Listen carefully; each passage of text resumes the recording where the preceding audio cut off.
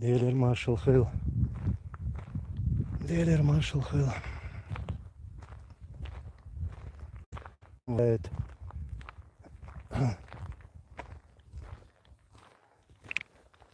Я не знаю, куда я сейчас пойду, но выберу место, куда сесть.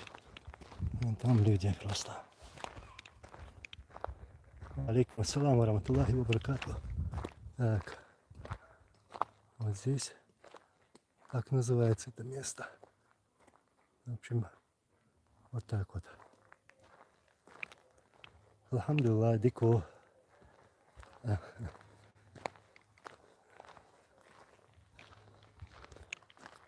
Шудик дальше, ну то.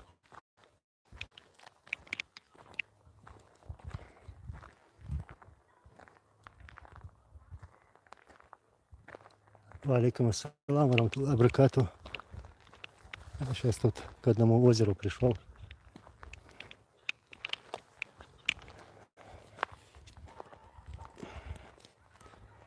Пока иду место еще.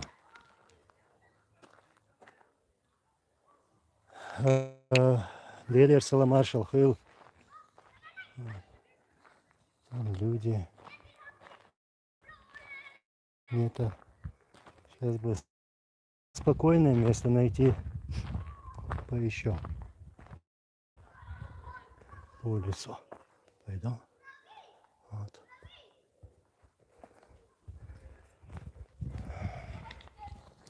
Так что я на связи.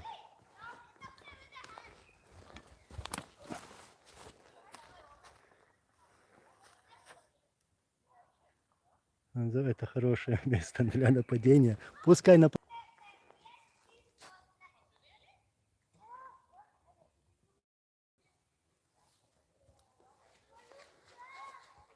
Дейл Рейс Хилл, село со Страсбурга. Дал Лавой должны. И тоже есть. Вот. Я стараюсь читать ваши комментарии. Скамейки какие-то есть. Но просто там шумно, дети, люди отдыхают. Вот. Вот здесь. Такие дела. Так что я не буду мешать им. Пойду чуть дальше. Я спокойно. Ва алейкум ассалам ва рахматуллахи ва баракатуху.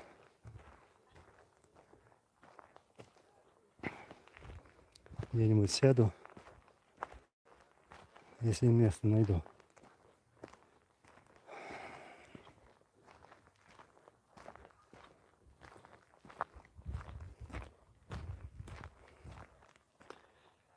Так. Ну, я в Норвегии. Так, брат. Я в Норвегии сейчас. И ну, тут примерно, ну, минимум 15 тысяч чеченцев по всей Норвегии. Там 15-17, примерно так. Но в последнее время много наших приезжают в разные страны. Так, покажу-ка я себя. Приезжает много. Не только в Норвегию, но и в другие страны. Пока тепло, но ночью бывает холодно. Холодно. И там люди. Вот такие дела. Так, есть и сюда.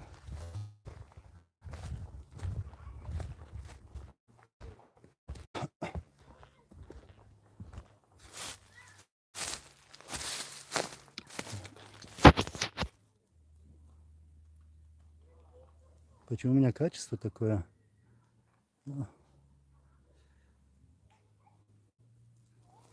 Я не знаю. Скорее всего, из-за мобильной связи. Из-за мобильной связи. Пойдем-ка мы дальше. Чем дальше в лес, тем больше дров, как говорится. Вот.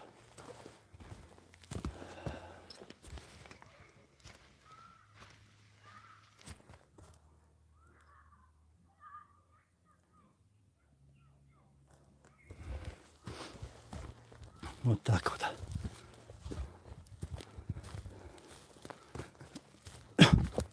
Это в основном хвойный лес. Тут леса хвойные.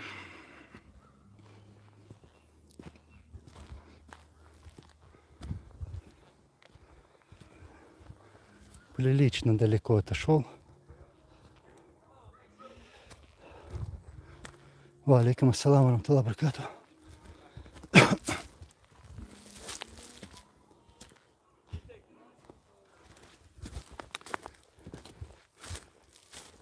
Везде люди.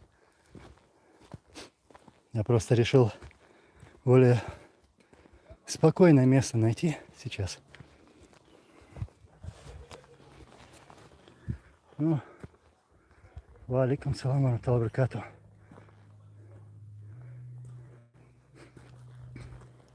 Так, Мелфилд Вульф. Золото. Но тут добывали золото.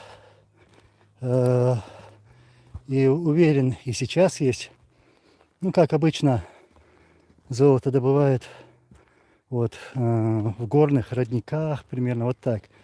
Ну, ты сам знаешь процесс, раз уж ты спрашиваешь. Вот. Бывают люди, которые создают группы или одиночки. В общем, ищут это золото. Где-то я там читал. И находят, кстати.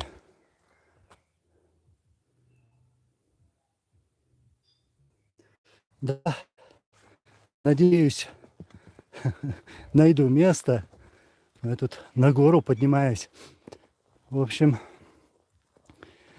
надеюсь, что связь будет.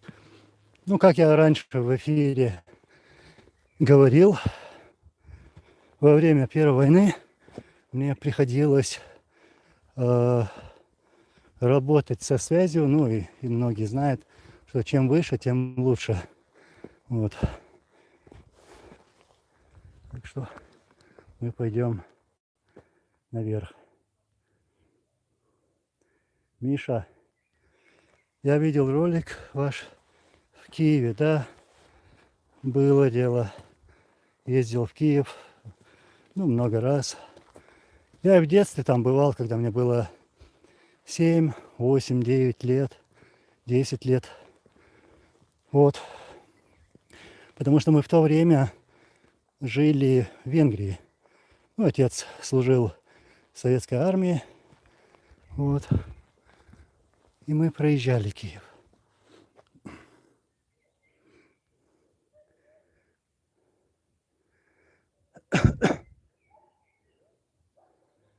Да, здесь светло. Вот. Это Норвегия, это север. Ну, поэтому.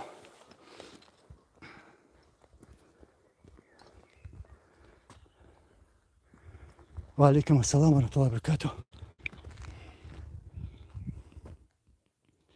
баракатуху. Амир дал. Так, и дал, и ушел.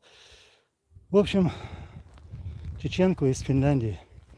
Я видел, не знаю, там многие писали, что это не чеченка.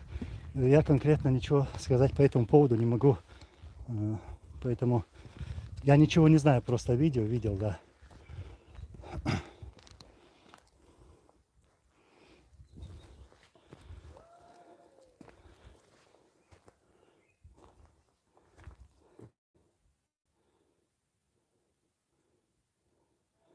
Миша, Анзор, я не верю даже, что могу написать, но вы можете написать все, что вы хотите.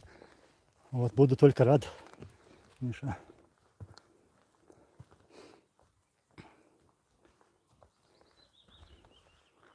Насчет связи я не знаю, чем я могу тебе помочь. А так, совол шухтал. Вот.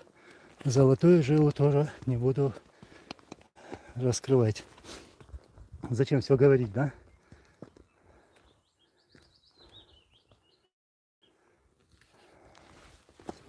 Так, я очень высоко поднялся. Очень высоко. И все еще иду наверх.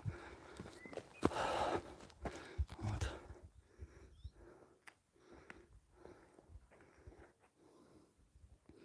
Тропинка какая-то.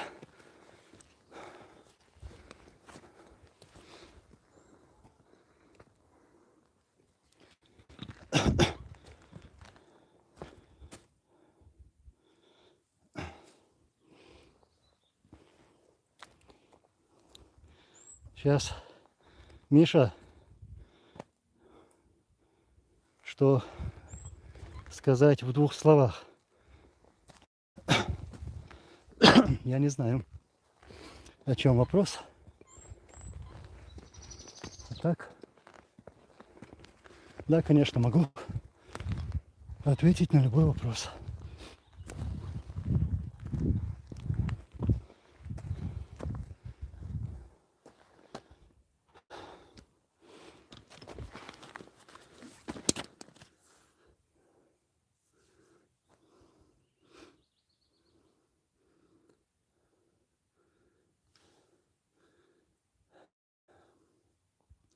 Так, Дмитрий Шок, привет из Украины, привет из Норвегии.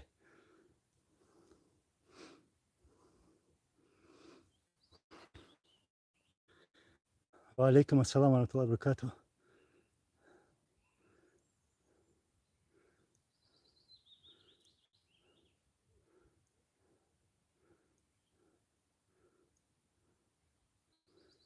Ламро Нохчи, плохая картинка в каком-то районе. Это Норвегия, Осло, озеро Лютван. Вот, пишется Лютванне.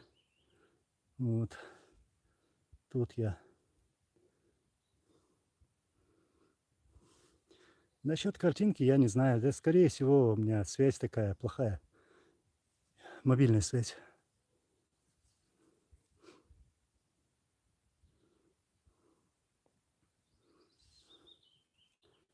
Так.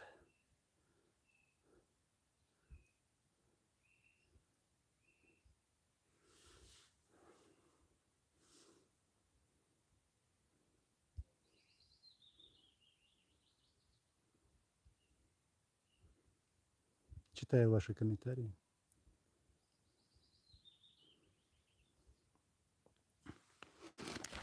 Поднимусь-ка я еще выше. Читал ваши комментарии.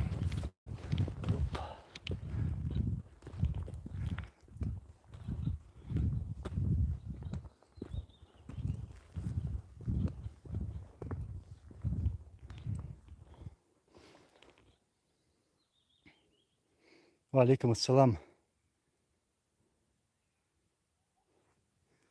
Саваш, я не буду называть сейчас эти имена или фамилии. Не хочу просто. Все, что я сказал, я уже сказал. Были разного рода предложения, и сейчас я об этом говорить не хочу. Даже тратить на это время.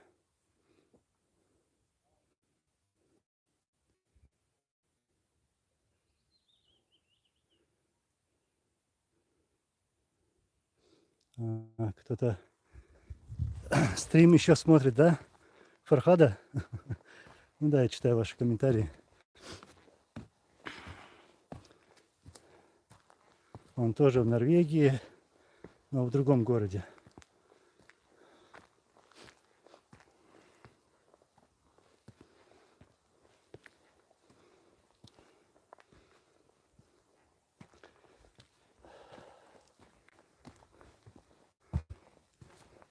Кто-то сказал, тут медведи есть. Да, есть медведи, есть волки. Вот. Мы сами волки. Но козлов нету. Приземлюсь-ка я вот здесь.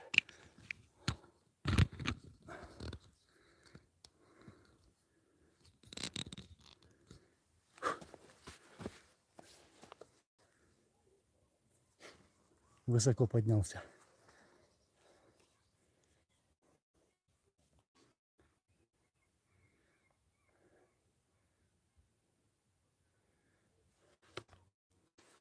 Так. Бисмиллахир-рахманир-рахим. Ассаламу алейкум ва рахматуллахи ва баракату. Приветствую вас всех. Сейчас, на данный момент, я возле озера Lutvannet. Вот. С восточной стороны. Осло, Норвегия. Нейм. Так, насчет здоровья. Анзор, вам здоровья. Норвегия одна из лучших стран мира. Никуда не езжайте. Да. Норвегия красивая страна. Мне нравятся все страны. Много стран видел, путешествовал. Были разного рода поездки. Вот. В каждой стране есть свое, разные достопримечательности.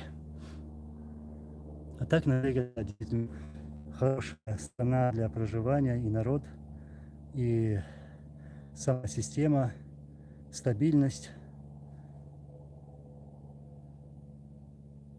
Видно, слышно отлично, да? Понятно.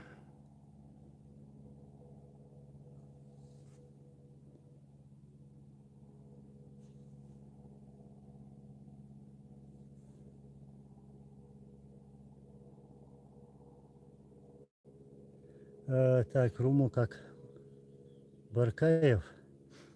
И Анзор, я хотел решить этот вопрос с тем, кто сейчас... Так, не понял. В общем, нашим лидером можно назвать дату кандидата, и чтобы все это в этот день выбрали нашего главнокомандующего. Нет выбор или главнокомандующий, а главнокомандующий является лидером, президентом или амиром, которого избрал народ. То есть мы сейчас никакие выборы проводить не имеем просто абсолютно никакого права. Лидер избирается, когда страна свободная, когда она не оккупирована, то есть после деоккупации. И получается так, что когда мы вернемся на свою родину, и когда наша страна будет свободная, когда нам вот эти условия позволят, вот тогда мы можем выбрать своего лидера. И он же автоматически, как говорится, по Конституции нашей будет являться главнокомандующим.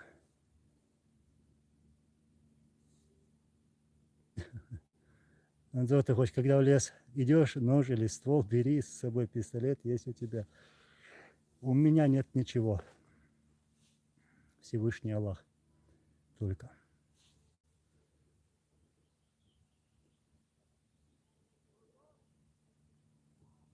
Так, Анзор, что вы думаете о форуме свободных народов пост России? Но на форумах должно обсуждаться будущее наших народов, то есть как освободить эти народы. И смотреть на самом-то деле, от кого исходит вот эта инициатива. Сегодняшние вот эти движения мне, как бы мое мнение, мне не нравится. Вот. Я хочу, чтобы каждый народ был сам себе хозяином на своей земле, чтобы не было ничего навязанного, никаких там правил или законов, чтобы люди избирали, люди выбирали, как им жить дальше. Ва алейкум ассаламу рахматуллахи ва баракатуху. Марш довал.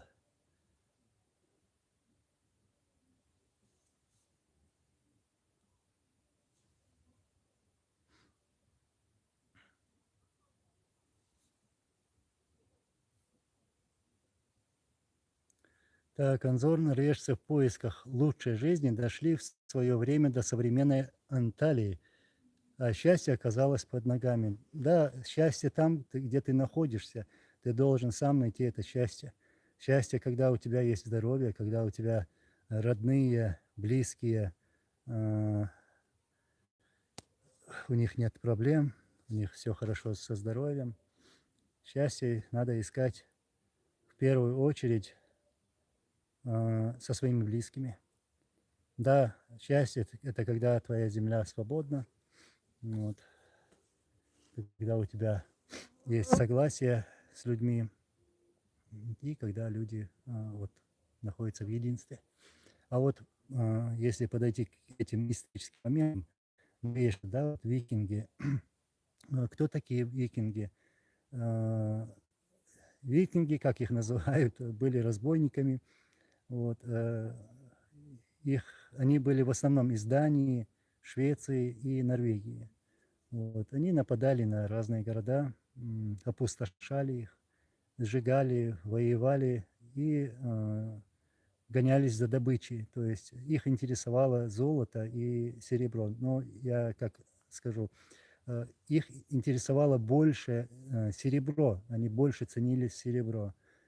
И как ты пишешь, да, они дошли до этих мест, напали на многие страны, и они даже дошли до Кавказа. Вот. Я помню, был такой случай, как-то сотрудники Красного Креста, кажется, или врачи без границ, не помню, они поехали в Шатой, в горы Ичкерии. Это было во время перемирия.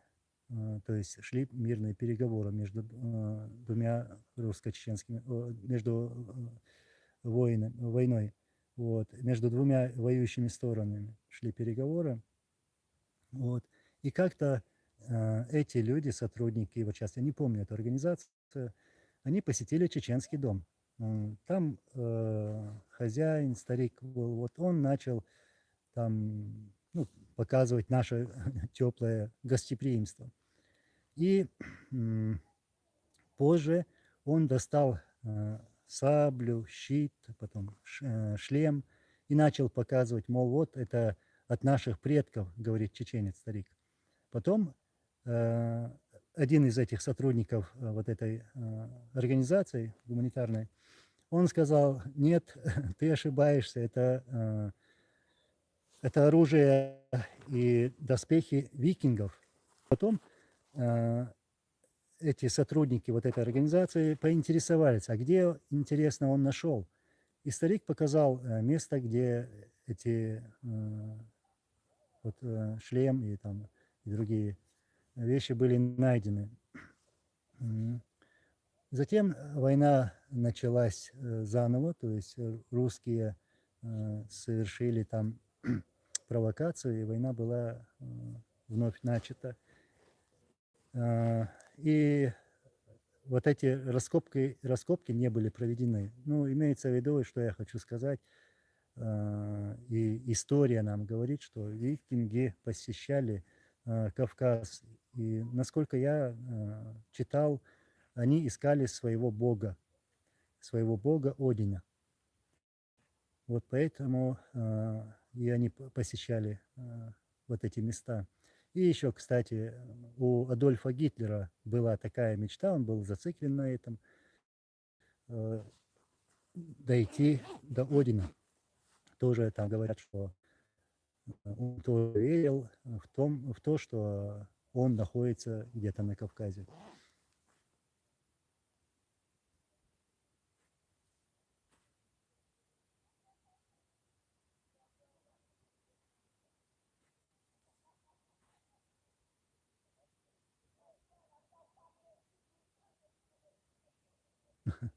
Анзор, когда в лес идешь, бери спички и дрова. Дров тут много, но разжигать костер здесь запрещено.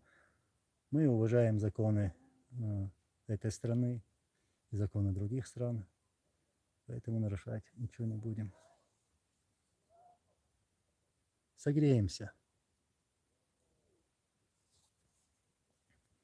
Анзор, были слухи, что Джохар жив и уехал. Но это слухи.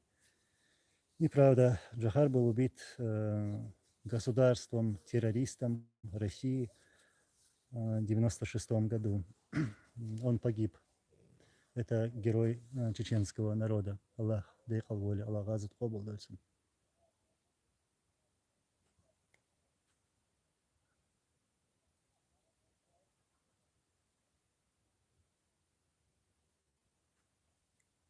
Комары летают.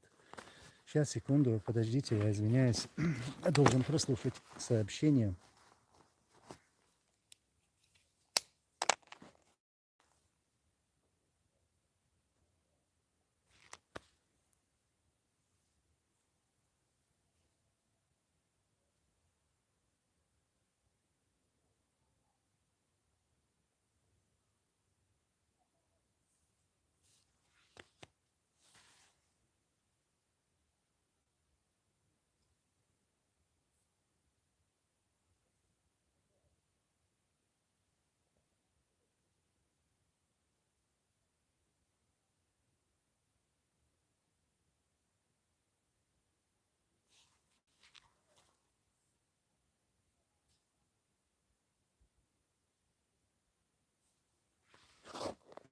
Сейчас, секунду.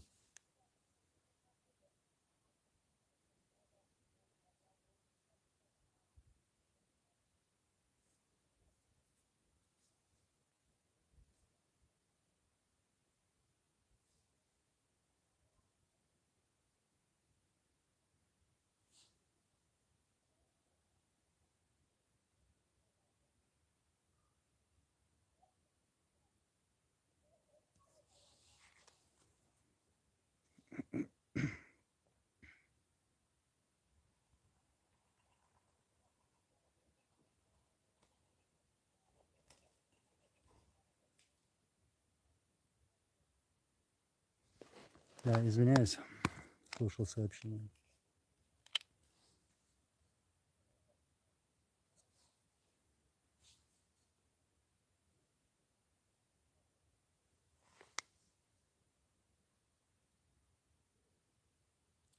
Ва алейкум ассалам ва рахматуллахи ва баракатуху.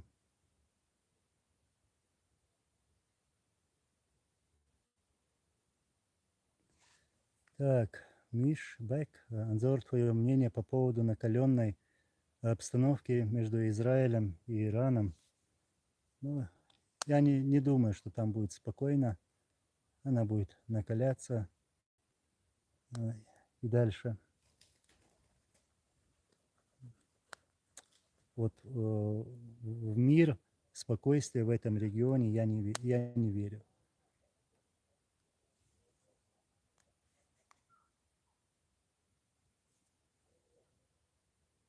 Манфред Вульф, да-да, вот я тоже читал где-то уже из других источников, что насчет викингов в Итумкалинском районе, там наверху.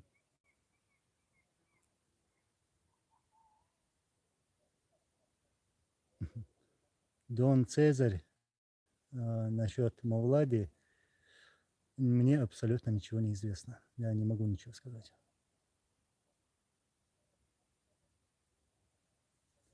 Так, Анзор, как думаешь, Люля с Пригожиным схлестнутся между собой, или это все спектакль? Это спектакль, ничего они не сделают. Помните, когда Гантемиров пошел против Кадырова, что потом произошло? Их вызвали, их остановили. Потом были стычки между Кокиевым и Кадыровым, то есть дележка вот власти, друг другу мускулы показывали, но опять же, там даже перестрелки были у них. И опять же хозяин махнул пальцем и остановил их. И сейчас то же самое сделают. Пригожин, Кадыров или там другие, у них один хозяин. Они, это халуи Путина.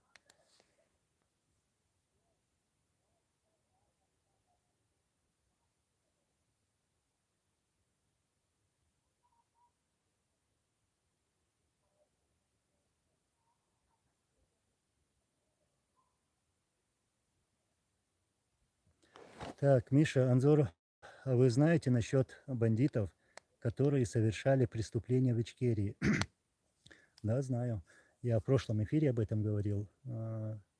И говорил, кто стоял за этими преступлениями. Это было в основном организовано российскими спецслужбами. И я могу много имен, фамилий называть, поименно, как говорится, и рассказывать именно кого они похищали, и кто был освобожден, кто их убивал. То есть я в первую очередь буду винить российские спецслужбы. Именно и делалось это именно для того, чтобы затем обвинить чеченцев в похищениях людей, в терроризме, и затем начать войну против чеченского народа.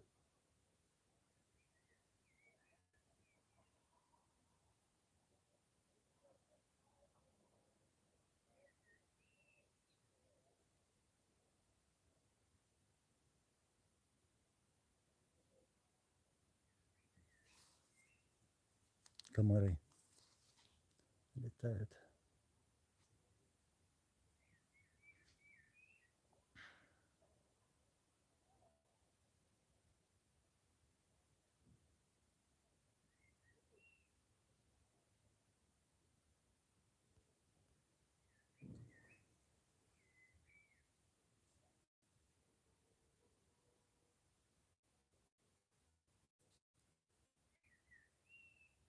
Сейчас, секунду.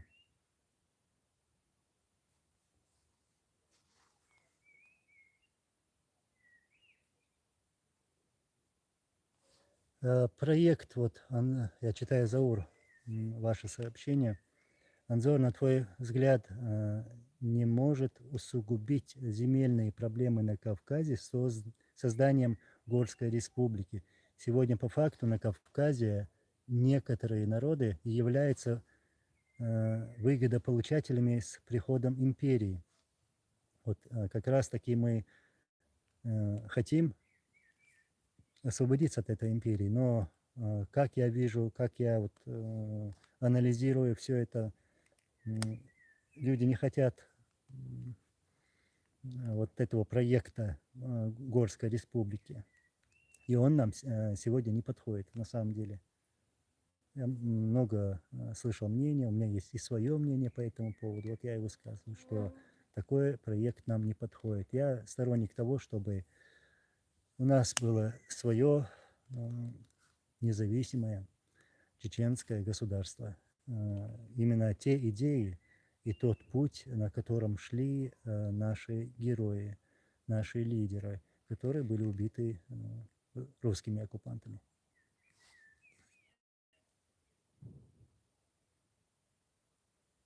Насчет стрелок. Аслан Масхадовс, Оман Турпалху, Эльграмат, Эльбалукенти, статус Мухью, Ичкери, Пачхалка.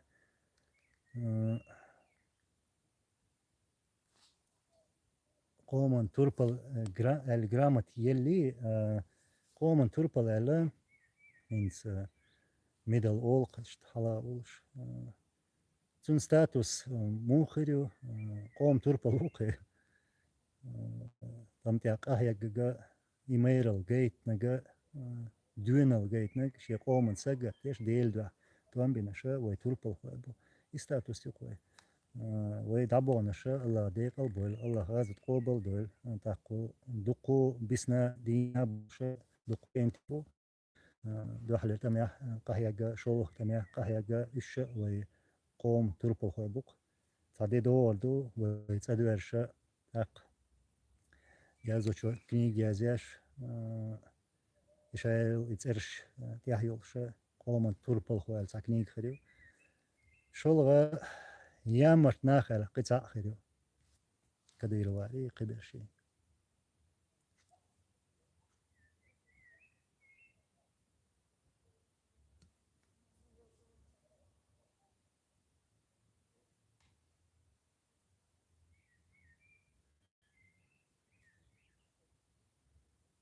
Миша Анзор так видел фотографии Грозного и убитых людей. Да. У нас во время двух российско-чеченских войн было убито более 300 тысяч мирных жителей. Из них, вот, ну, это примерные подсчеты, в то время невозможно было проводить какие-то подсчеты, но из них примерно более 40 тысяч детей. Вот что принесла нам Россия на нашу землю.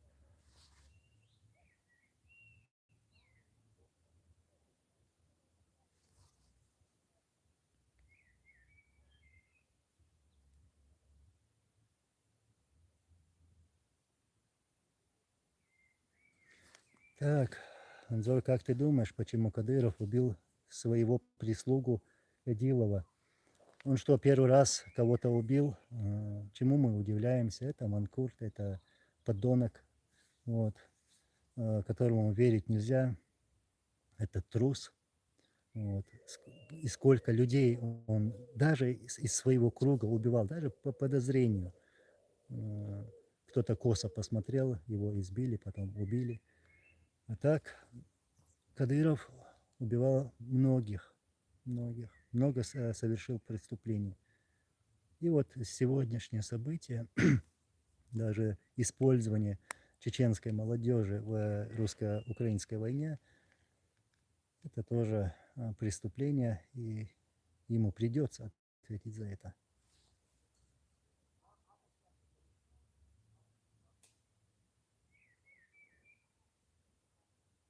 Анзор, я вас видел на Freedom TV, да? Да, я много раз выступал на украинском телевидении. Freedom, там, Киев, их много. Вот. Во время поездок в Украину, также в других странах тоже.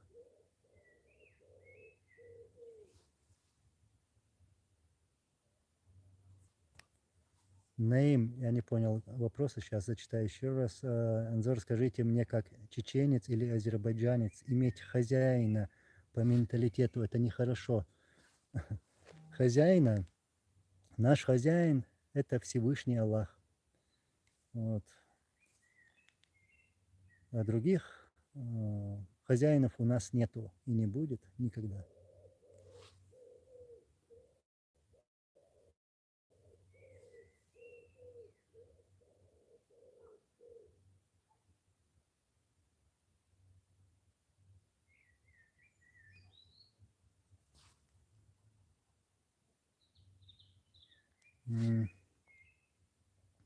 Амир, Анзор, как думаешь, как могли бы освободить Чечню? Для того, чтобы освободить Чечню, нужно готовить армию. В Грузии, в первую очередь, Украина, Докгейн, мою, Салти, Тигр, Кавказе, Качтур, Мабац, Ябу, Хотшуко, Дела, Цаумерду, Тем Лук, Дойш, Век, Шаша, Кейтер, Хельдушу, Тагана, Гоца Хули, يتصب плацдарм хела или же хатыл хела темло вала и темло лазич цун худадиес ца систем разработать иняца госпиталияца комира годаца окомо обал вяшваца цархон годяшдаца абсолютно дахундаца. Издо в первую очередь дахал лерхум юштолхум. Тагана хинца этунаш бацин моабият рамбу моабият беш дуг бутаган вай цаурду вай летерду вай таган лоттул бац вай таган лот эту бац ницка бац так ца дем доорду доордац бо самтиш ли доорду и мох цанлур бо кам паргат дерду иштадал ниса дина дал غودنا وين إيش نيستل شي بني ده بعض وي ليلو ديش بحنش تو وي بحنش ليل دو ده لا غودي دوين يدوق شركش قاعد مدو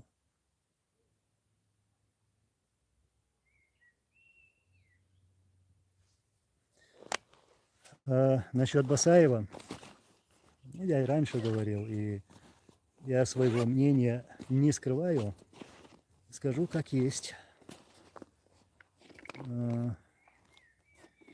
Вот, критики, да, я понимаю, я сам был критиком, или могу сейчас сказать что-то в адрес Басаева, что мне лично, например, не нравилось. Мы на это имеем право, вы тоже. Да, были некоторые вещи, но он воевал против русских оккупантов и был убит там. Он не сбежал, он воевал до конца. Так, как многие другие. Сейчас легко вот каким-то трусом, кому-то, сбежав из Ичкерии в трудное время, осуждать кого-то или наговаривать на кого-то. Да, я говорю, я не скрываю, и говорил много раз. К примеру, когда он пошел в Дагестан, не надо было этого делать, конечно, потому что, да, был против президент, против этого была наша власть. Вот, и он пошел туда. Но здесь я, да, критикую. У вас тоже есть свое мнение. Вы тоже можете его высказать. Сейчас, секунду.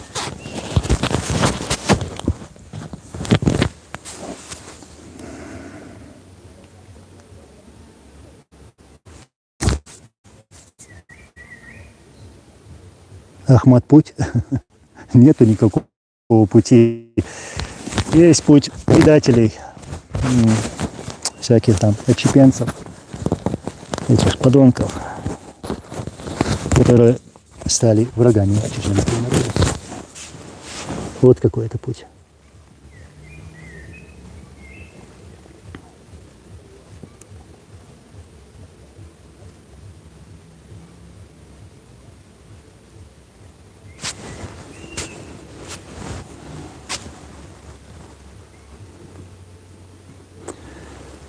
Ва алейкум ассалам ва рахматуллахи ва баракатуху.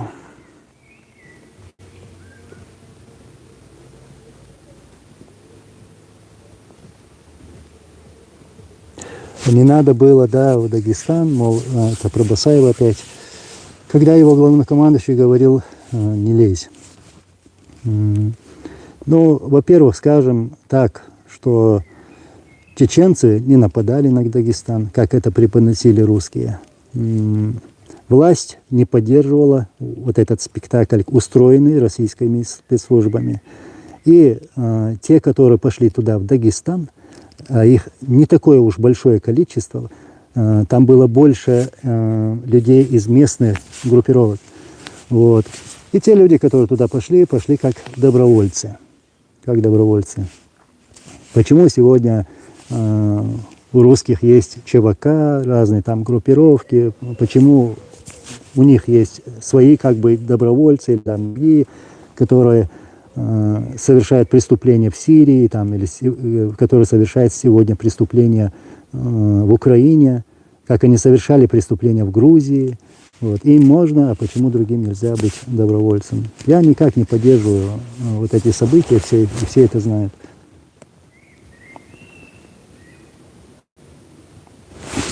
Анзор, как ты думаешь, если бы на момент декабря 1994 года, когда российские войска вторглись на территорию Чечни, у Чечни были побольше систем ПВО и воздушная авиация?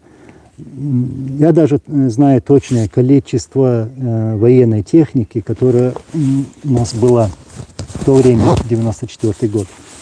Там пару САУ, пару там танков Т-72, в основном были Т-60, БТРы, БМП, швилки на МТЛБ. Вот что у нас было. Сколько здесь комаров. Никакого ПВО у нас не было. Были тепловые ракеты, и то хороший срок. В основном эти тепловые ракеты были перекодированы и не могли вот как-то поразить цель То есть русские, когда оставляли это оружие, они все это перекодировали и оставили вот так. Вот. Про ПВО. Нам никто не помогал, нам никто стингеров не давал и другого вооружения. Мы воевали как могли и с тем вооружением, которое было у нас. И ПВО.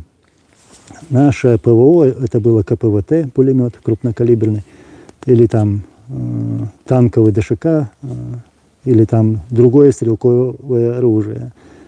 И, кстати, да, чеченцам удавалось сбивать самолеты этими пулеметами. Было сбито достаточно много самолетов.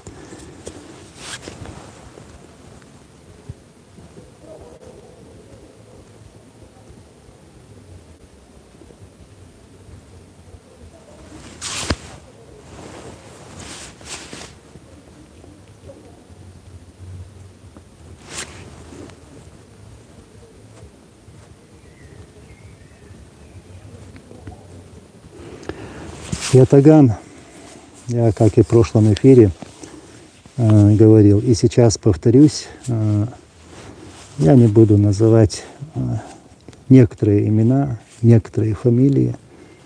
То, что надо сказать, я уже сказал. То, что надо предъявить или предложить, я уже сказал. Я не люблю повторяться. Да, иногда могу, там, где идет важная тема.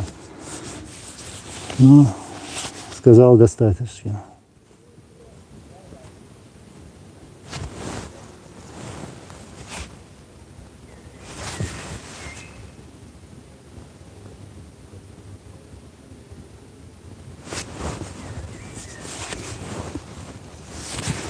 Ислам.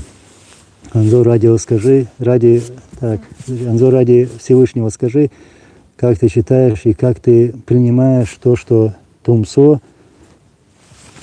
обнал и, как сказать, устроился. Я не понял, о чем вопрос вообще. Если есть вопрос про Тумсо, я думаю, легче будет спросить у него самого. Так что вот так.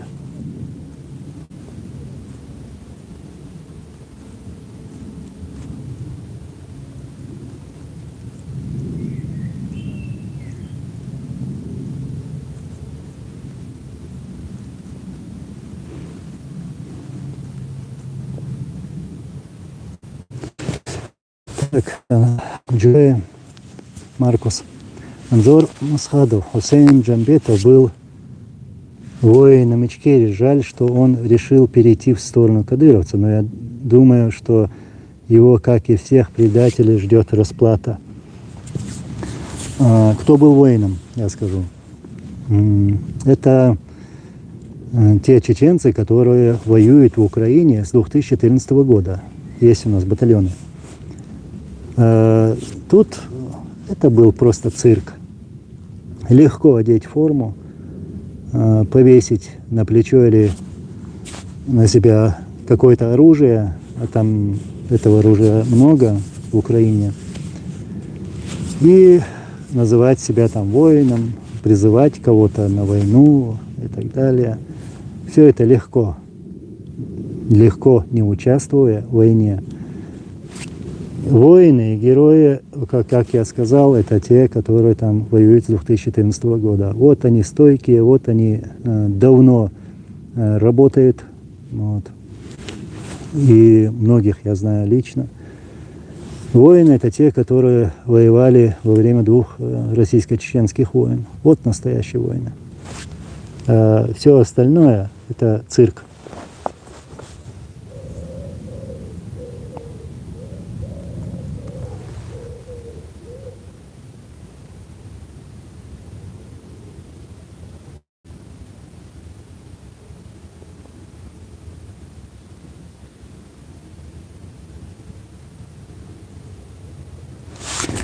Так, Наталья,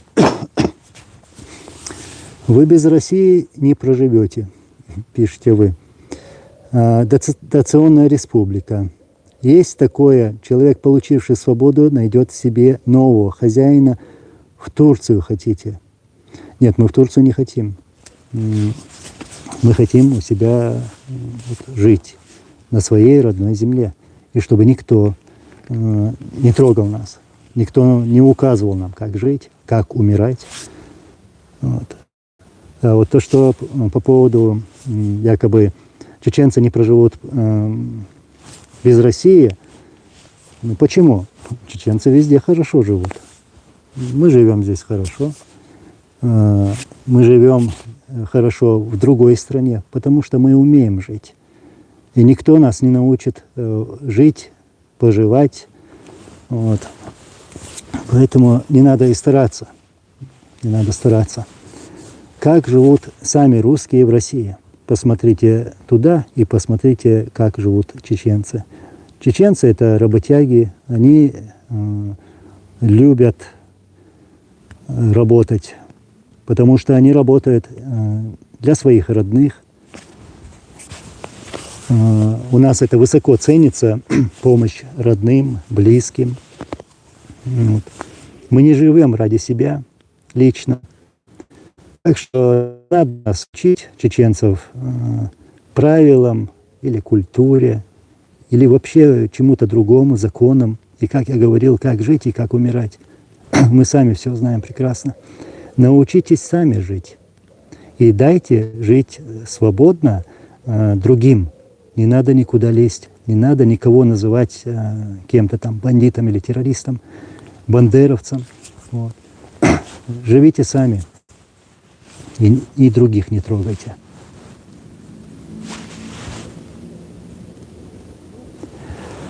Танковыми войсками Ичкерии командовал Резван Читигов. Да, он был на танке. Резван Читигов из города Шали. Но у нас был танковый полк, тоже из Шали. И командиром там сначала был Сайпуддин, потом был Иса, вот поименно помню, сейчас помню.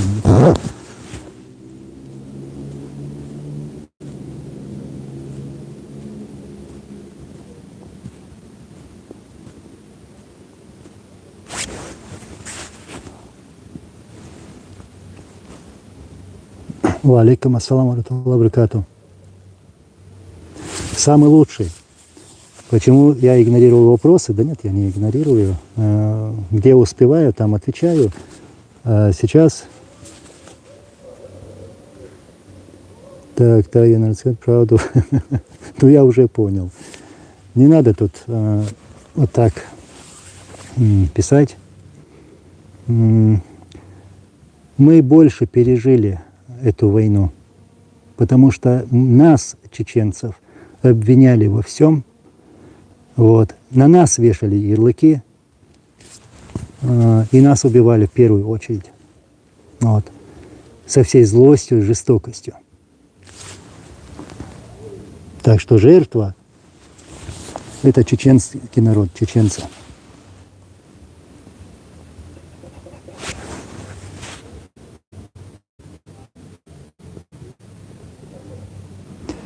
Так, Анзор, как ты думаешь, твое мнение, долго еще будет длиться у нас война? Ну, сейчас, да, вот правильно ты подчеркнул, что идет война. Так, ну, теперь я понял по нику, вы, кажется, украинец, да? Если речь идет не про Ичкерию, а про Украину, я думаю, что долго будет. Мы должны быть готовы к этому. Знаете, у нас хороший опыт у чеченцев. Да, мы когда-то верили. Представьте себе, первая русско-чеченская война началась 11 декабря 1994 года. И даже когда нас бомбили, вот, вторглись так же, как и в прошлом году вторгались российские войска, также вторглись к нам в Ичкерию. И нас начали бомбить. Населенные пункты, города, все стирать. Мы даже тогда были наивными и верили, что вот-вот война закончится, что две стороны смогут договориться. Нет. Россия не умеет договариваться. Россия никогда не сдерживает свое слово. И, как говорят, подписанный с ними документ не стоит и бумаги, на которые он был подписан. Так что нельзя им верить. Добить это чудовище до конца, и чтобы все его добивали за все, что они натворили с другими народами. Вот что надо сделать, чтобы это существо больше не существовало. Я не говорю сейчас там про народы, которые проживают в России. Нет, дело не в этом. Я просто надеюсь, что эти народы, даже вот русский народ и другие, там много народов, заживут свободно. Свободно от этой грязной и варварской политики, которую проводит сегодня Россия. Ва алейкум ассаламу ва рахматуллахи ва баракатуху.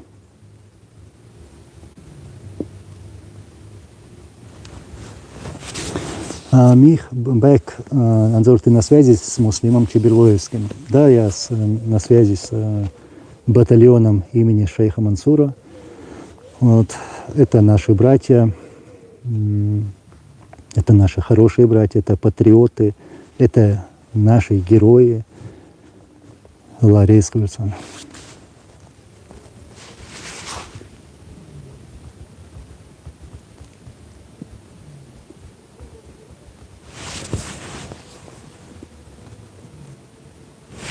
Так, Анзор, ты слышал о том, как 6 августа, ну это, скажу, в 96 году, во время штурма Грозного, как один чеченский гранатометчик разнес блокпост около тоннеля выстрелом из мухи.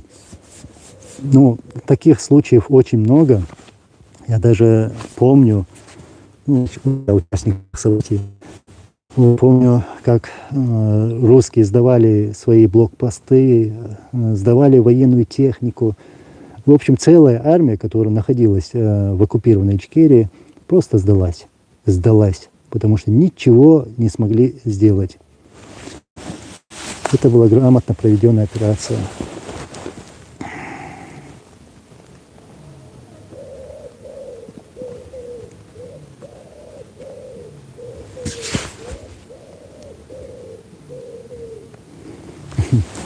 Анзор, закинь WhatsApp.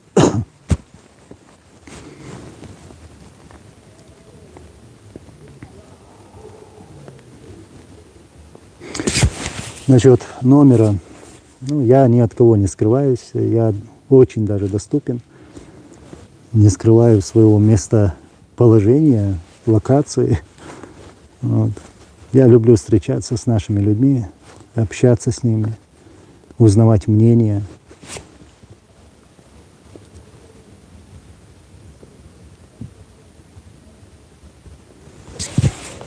Так, Руру Баркаев, Анзор, я правильно ли я думаю, что когда Кадыров призвал джихад и пришел Хаттаб, и с тех пор нас называли исламистами, джихадистами, террористами, что это было спланировано заранее ФСБ. Так, насчет, что Кадыров призвал джихад, да? То есть, я скажу, объявил джихад. В 1995 году Кадыров старший объявил джихад России и призвал чеченцев воевать против России до конца. И сказал, что если каждый чеченец убьет по 140 русских, то проблема с Россией будет решена. То есть Кадыров имел в виду, что убив все население России, не будет никаких проблем и с Россией.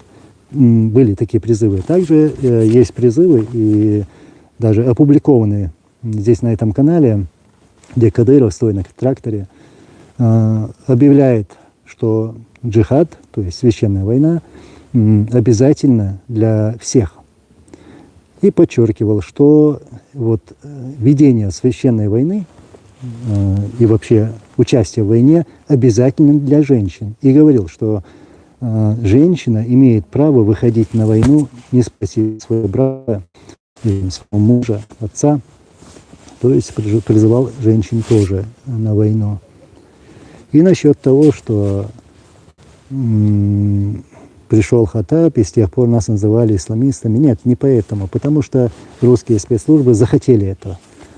То есть им нужна была причина. Вот это плохой народ, якобы чеченцы, их надо убивать. Да, ведь вы помните, когда в 99 году они открыто по телевидению говорили, что чеченцев нужно убивать, искоренить все мужское население, начиная от 10 лет до 65. Вот так открыто говорили в то время, что надо сбросить ядерную бомбу на Чечню. Вот так они говорили. И кто тогда террорист, и кто тогда бандит, варвар? Да, они сами. Мы хотели свободы, независимости от этих варваров.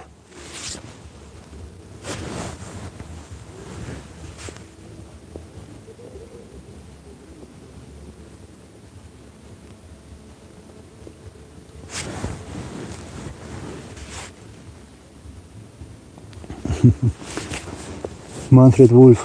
В заводском районе снаряд гранатомета засыпали перец. Сейчас, секунду. Перец, дуст и разносили блокпосты. Да, выкуривали русских оккупантов. То есть снимали взрыватели, туда засыпали дуст и выкуривали вот этих варваров.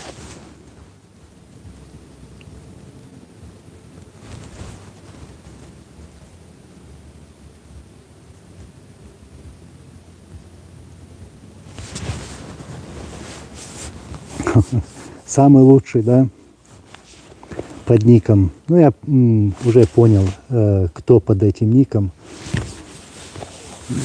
Ну, я зачитаю это. Твое вранье, Масхадов, видят даже твои зрители, когда ты даже и вопрос полностью зачитать боишься.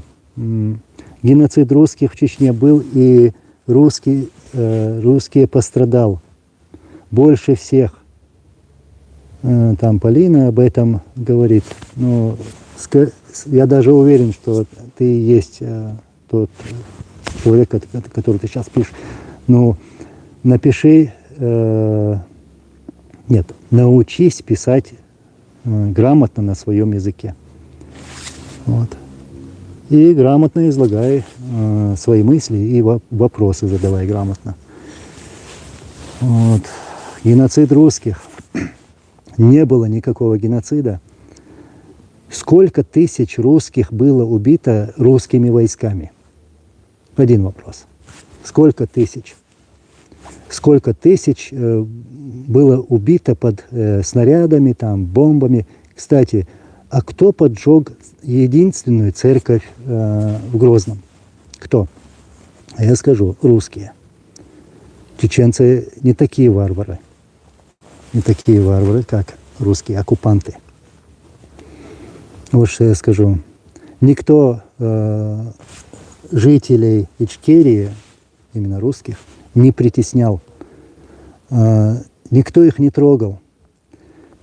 Наоборот, чеченцы, ингуши, дагестанцы, армяне, другие и русские, все вместе прятались от русских бомб и снарядов в подвалах, вместе против русских бомб и снарядов. Я напомню, вот как-то я раньше тоже говорил, расскажу. Как-то мы поехали в Грозный, в один из районов. Я даже скажу, ну, чеченцы знают, где находится 8 марта. Вот. Это как бы в правую сторону минутки. Вот. Мы ехали в этом районе. И вот русские оккупанты начали наносить мощный удар из градов и минометов. Мы попали под этот обстрел.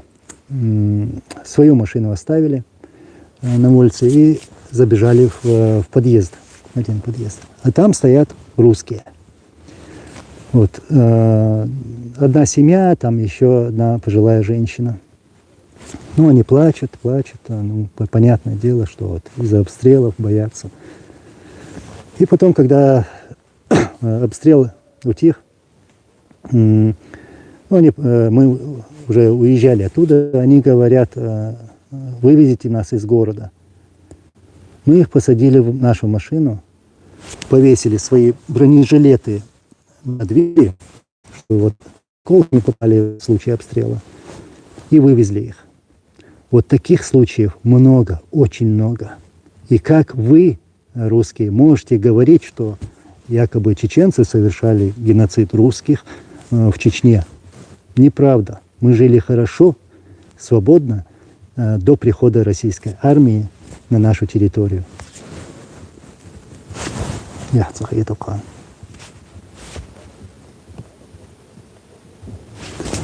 Бес пишет: какое у тебя имя? А ты что не умер за отца? Приди, убей. Приди, убей. У тебя такого мужества хватит? Хакайкорни.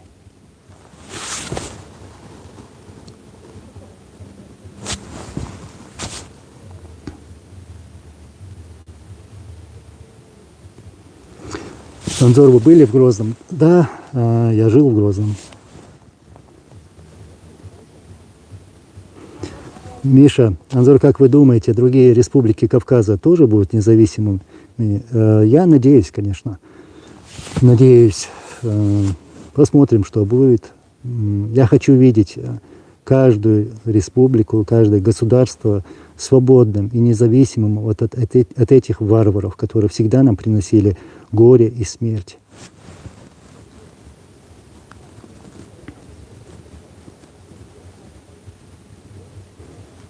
Сколько вам лет? Но я не люблю сдаваться и не сдамся никогда. Я люблю говорить, как всегда говорю, и называю цифру 27. Ну так я это с улыбкой говорю. Не сдаемся.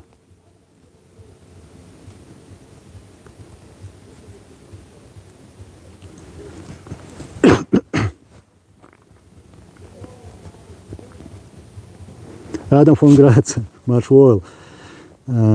Бес, мы знаем, что ты черт, пишет. Не надо нас убеждать так сильно. В том-то и дело, что он черт, что он бес. И кому он преклоняется, вот склонять вот эту голову, да, и на кого он работает, он тоже такой же, как и этот. Где живете сейчас? Да, я везде. Я сейчас в Норвегии, я в Осло, недалеко от, скажем, 150 метров от озера Lutvannet, это в Осло, в восточной стороне. Моя локация.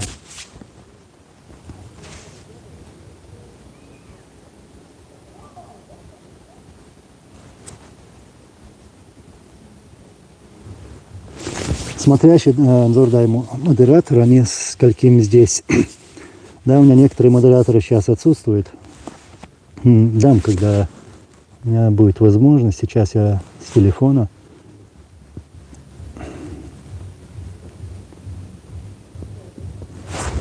Анзор, в каком году в последний раз был в России или в Чечне? В Ичкерии я был последний раз в 99-м году. Да, вот я рассказывал раньше, почему мне пришлось выехать, почему я выехал. Ну, потому что мне так сказал наш президент. Это было связано с работой, то есть открытие официального представительства Ичкерии, что мы и сделали. Открыли официальное представительство Ичкерии. И я выехал тогда, в 99-м году, еще до начала войны.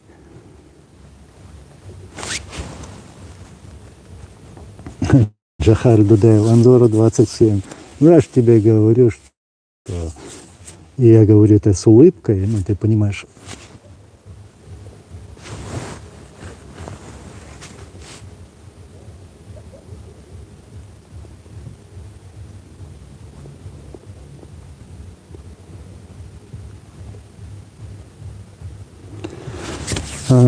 Анзор, есть возможность, что Ичкерия свалится в исламизм и не будет демократия, как избежать этого?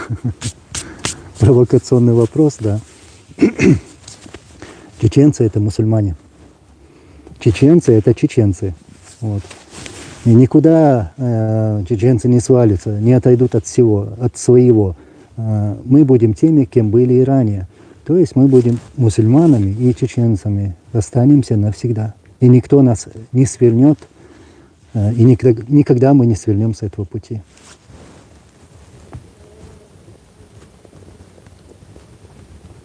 Анзор, где модераторы, почему их не блокируют? Да, да, отсутствуют. Я не знаю.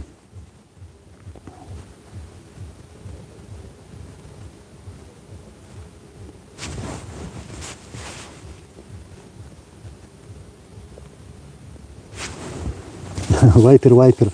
Анзор, ты за первую войну хотя бы одного оккупанта замочил? Встреться со мной, я тебе расскажу.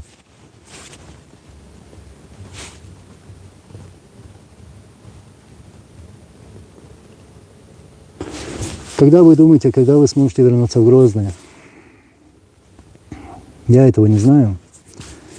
Это знает Всевышний Аллах. И по воле Всевышнего Аллаха и я, и другие чеченцы вернутся и в Грозный, и временно оккупированную Чеченскую Республику Ичкерия.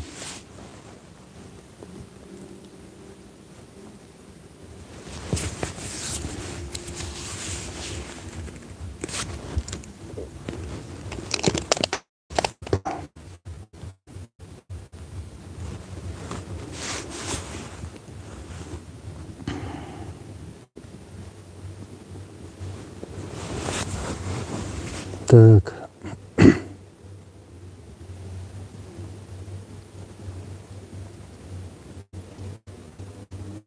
Почему вас называли террористами, а нас фашистами? А кто рашисты на самом деле? Рашисты — это варвары, которые умеют приносить горе, страдания, смерть. Как это сделали буквально со всеми народами, которые их окружают, то есть соседи. Везде вторгались, везде убивали людей. Почему нас называли террористами и почему мы хотели и хотим жить свободно, чтобы никогда вот эта Россия не нападала на нас, чтобы на нас никто не нападал, чтобы на нас никто не вешал ярлыки. Мы это народы, которые знаем, что такое мир и что такое война. И, как говорится, иншаллах, по воле Всевышнего, мир будет и на вашей земле, мир будет также на нашей земле тоже, иншаллах.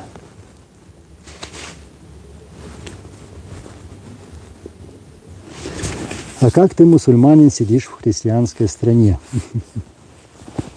Так же, как христиане жили в нашей мусульманской стране, в Ичкерии. Никто их не притеснял, никто к ним ничего плохого не говорил. Мы уважаем всех людей, мы уважаем мир. И здесь, в этой стране, я благодарен этой стране, Норвегии и вообще всей Европе, что они приютили, скажем так, дали стабильность чеченских беженцев. И по сегодняшний день чеченцев принимают здесь. А принимают ли русских, например? Про сегодняшние события в Украине. Никто мне не говорит, почему я мусульманин. Никто. Я никогда такого не слышал. Никогда. Где бы ты ни находился, в какой стране бы ты ни находился, без, это я тебе говорю, оставайся быть тем, кем ты являешься.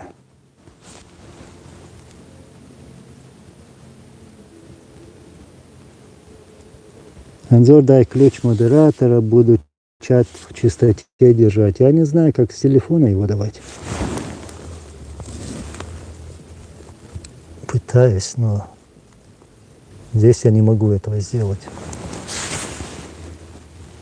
Анзор, как ты думаешь, черкесы вернутся на свою историческую родину, Краснодарский край, после многовекового геноцида?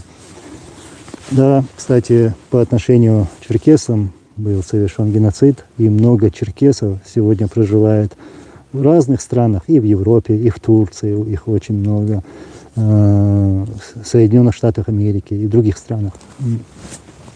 Вернуться, обязательно вернуться. После того, вот, как мы разберемся с этими варварами. Ну, надо бороться.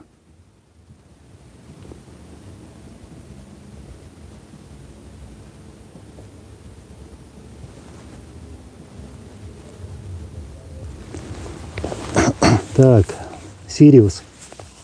Анзор, я слышал, что после окончания Первой войны были провокации со стороны России, когда отстреливали пограничников Ичкерии. Что знаешь? Да, на севере Ичкерии, а также на границе с Дагестаном российские военнослужащие обстреливали позиции наши, пограничные посты.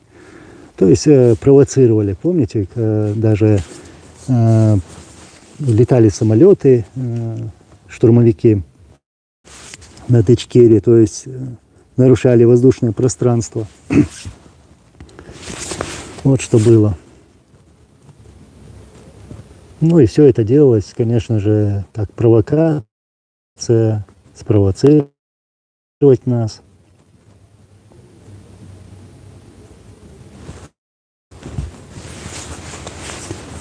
Да, это мне правил Амирхан. Анзор Масхадов, скажите мне, сколько лет было тебе, когда умер твой отец? Ну, скажем, был убит российскими спецслужбами. Вот, ему было 54 года. Он 51-го года рождения, родился в Казахстане. А сколько мне было лет? Ой, я не знаю, сколько мне лет было. Ну, было за 20, около 30.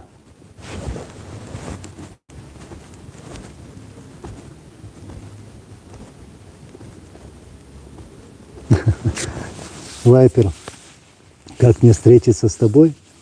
Вот ты сказал, мне с Бишкека до Осло не добраться. Ну почему? А как добрался я? Приезжай, гостям будем рады.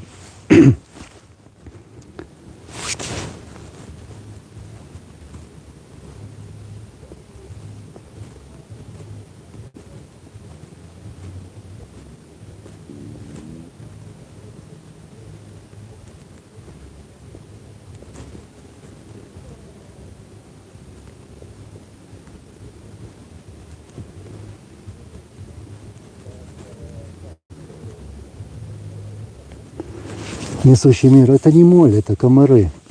Очень много, кстати. Холодно тут.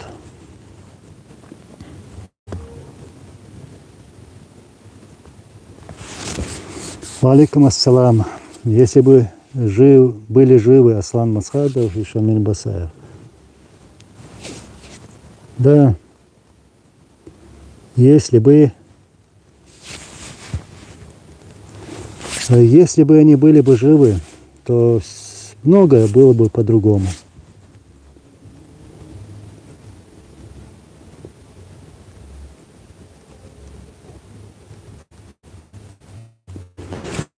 Жена, вдова Джохара Дудаева, русская женщина, как вы к этому относитесь? Я не имею права что-либо сказать против этого. Я уважаю эту женщину, как и уважают многие чеченцы. Это, да, у меня огромное уважение, я знаком с ними, общаюсь с ними, и я их люблю, эту семью. Вот что я могу сказать.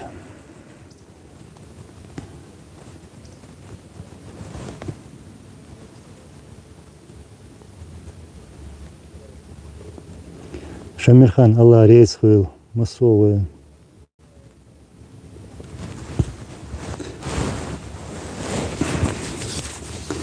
Оля, Анзор, ты знал Ломали Чачаева? Он был другом Шамиля и Ламбады. то есть ламбады, то есть Али. Вот что-то знакомое, что-то припоминаю, но никак вспомнить вот, не могу. Ну, по-любому, если он был с Шамилем Басаевым вместе, то есть вместе с ламбадой, то по-любому я их знал, его знал.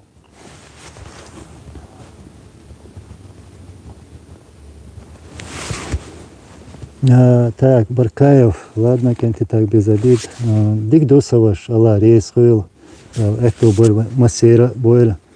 Так, таван Украина, кахуекш болвай кенти и батальонша, Алла, о дуэль, Алла, лыра бойлыш.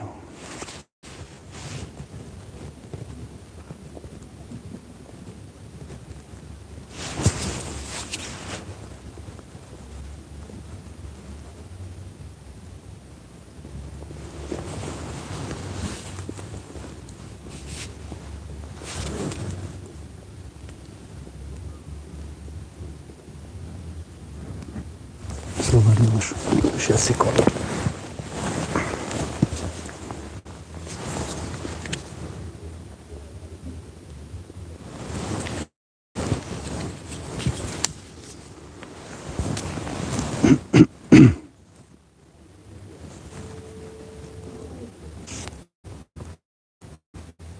Сейчас, секунду, извиняюсь. Алло. Худерцига. Худерцига. Не. Худер. Худер. Не, язык байрасан. Худер. Sen, ha?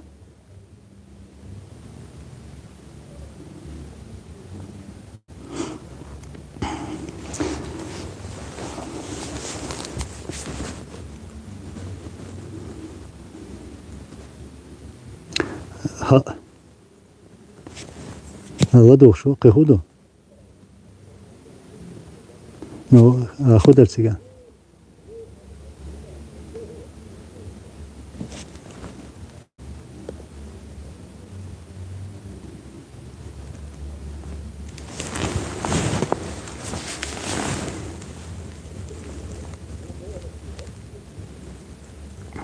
Я извиняюсь.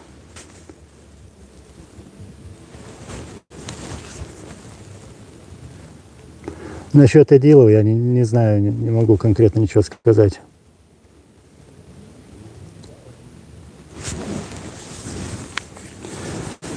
Анзор, русские есть очень достойные люди, не все варвары. Но я не говорю, что все варвары, да? Я же этого не говорю. Мне с одной стороны жаль этот народ. Понимаете, что они не могут даже изменить вот эту свою ситуацию, в которой они оказались. Вот. Они сами жертвы этой путинской политики.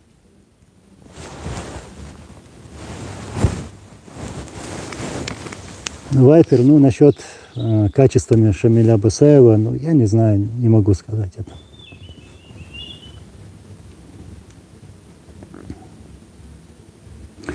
Так, хорошо, я пока сейчас завершу эфир. Похожу здесь еще. Здесь, на этой стороне, место Lutvannet, Осло, Норвегия. Иншаллах, встретимся, поговорим, пообщаемся. Просто хотел себя показать. Жив, здоров. Масан, Аллах, рейс хыл. Желаю вам всего хорошего. Ну, скоро, иншаллах, встретимся, еще поговорим. Спасибо всем, что смотрели. Было приятно читать вас. Ну, скоро, иншаллах, увидимся. Иншаллах. Нет, почему короткий? Я уже тут почти 1,5 часа. Я тоже вас благодарю. Берегите себя. Хорошо. Ассаламу алейкум ва рахматуллахи ва баракатуху. Аллах рейскул масана.